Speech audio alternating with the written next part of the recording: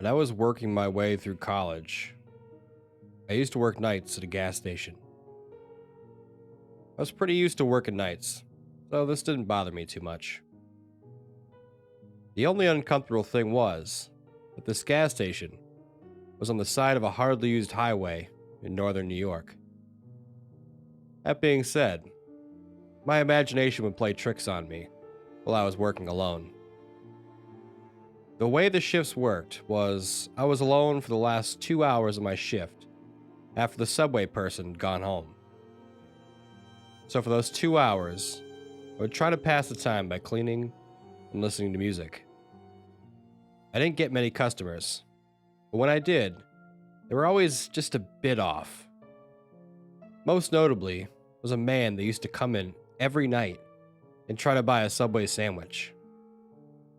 He would always wait until right after Subway had closed for the night and would just stand there in front of the counter.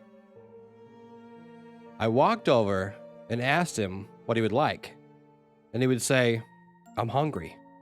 I'd like a sandwich, please." I'd tell him that the Subway was closed, and he wouldn't react at all. He'd just stand there. He'd wait there, swaying back and forth, for about 30 minutes. At that point, he would tell me to have a nice night, and he'd leave. I never once saw his car. He would just walk out the back and start walking down the highway.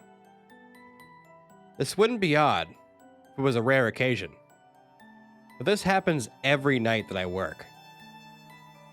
I've tried asking the manager if anyone else had ever mentioned this guy, but she hadn't ever heard of the guy.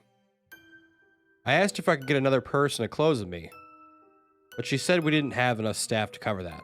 Plus, there weren't enough customers to justify the extra person. I tried to tell her that this guy made me super nervous, but she just told me to man up and try to deal with it the next time I saw him. That following day, I had to close again, and sure enough, I saw the man walk in. He walks up to the Subway counter and waits for an employee. I asked him what he wants, and he says the same thing as always, that he wants a sandwich. I decided I've had enough of this guy coming in and asking for this, so I decided to just give the guy a sandwich. He won't specify what he wants, so just pick something randomly off the menu. I tell him it's going to be $6 for the sandwich, but instead he just grabs a bag and runs away. As I'm leaving that night, I see the man in the tree line just waving at me. I got freaked out by this, but I waved back, hoping that he's just homeless and maybe it was the first nice thing someone's done to him all day. Or all year, really.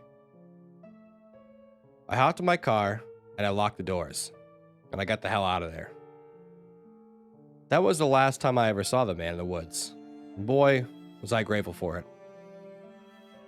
A few years later, when I was doing research on true crime stories, I find out that the store I worked at, during its construction, one of the workers had been hurt when he was working alone.